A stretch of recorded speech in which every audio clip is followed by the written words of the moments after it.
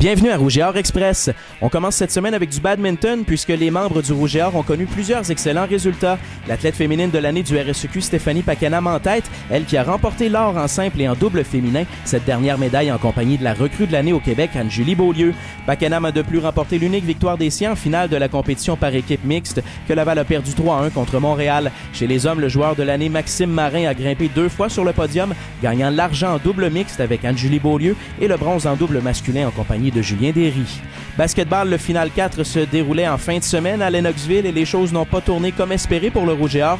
Les hommes avaient un gros défi devant eux avec des Gators motivés par une foule locale enflammée. Après un départ rutilant des deux formations, les Lavallois ont concédé l'avance à Bishops tôt au second engagement, écart qu'ils n'ont jamais été en mesure de combler. Un des points tournants, c'est à la fin du premier quart. Je pense qu'on aurait peut-être dû terminer le premier quart avec une avance de 3-4 points. On a donné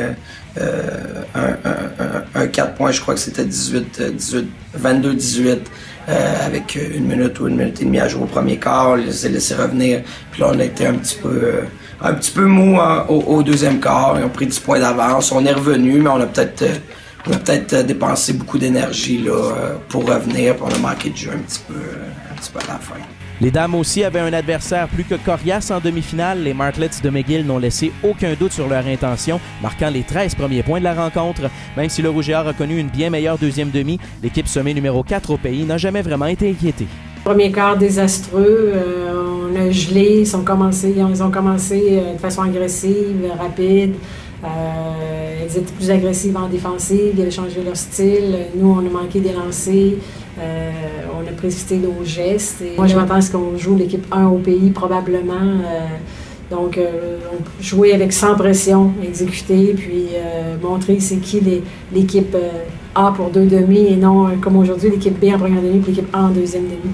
Les équipes masculines et féminines du Rouge et Or pourront se consoler dans le fait qu'ils ont perdu face aux éventuels champions du RSEQ, Bishops chez les hommes, McGill chez les femmes. Comme Linda Marquis l'a mentionné, la saison des Lavalloises n'est évidemment pas terminée puisque le championnat de Six s'amorce cette semaine au PEPS. On y revient dans quelques minutes.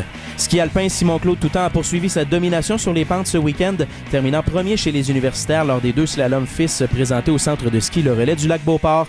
Toutant remporte ainsi une 5e course consécutive cette saison et a étiré à 15 sa séquence record de podium de suite au sein du RSEQ. Chez les dames, Ève Routier a également grimpé 2 fois sur le podium en autant de jours, prenant d'abord le 3e rang du slalom de samedi avant de terminer 2e de l'épreuve de dimanche.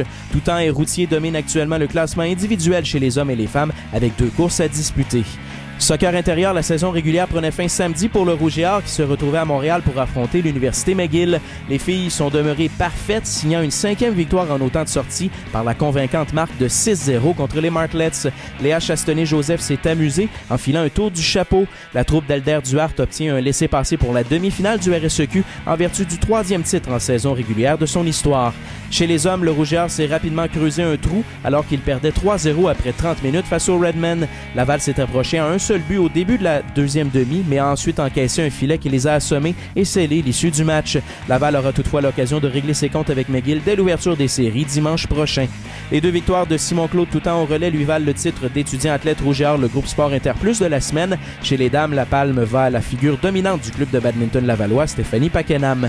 Au calendrier du Rouge et Or, toute l'attention sera sur le basketball féminin au PEPS cette semaine, puisque le championnat canadien s'amorce à compter de jeudi avec des parties à 12h30, 14h30, 18h et 20h. Celle de 18h sera évidemment le point de mire, puisqu'il s'agit du premier duel du Rouge et Or à ce championnat.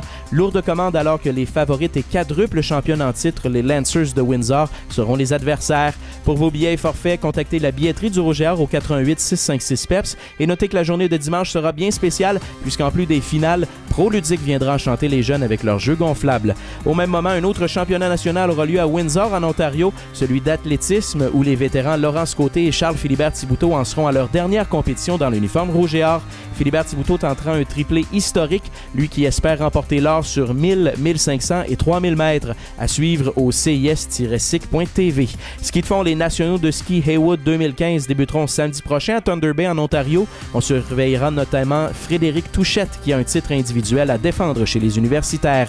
Enfin, en soccer intérieur masculin, Laval dispute son match quart de finale au complexe sportif Marie-Victorin à Montréal contre les Redmen de McGill dimanche. Ça complète cette édition du 9 mars. Suivez-nous sur les médias sociaux pour tout savoir sur ces compétitions qu'on résumera lundi lors du prochain Rouge et Or Express.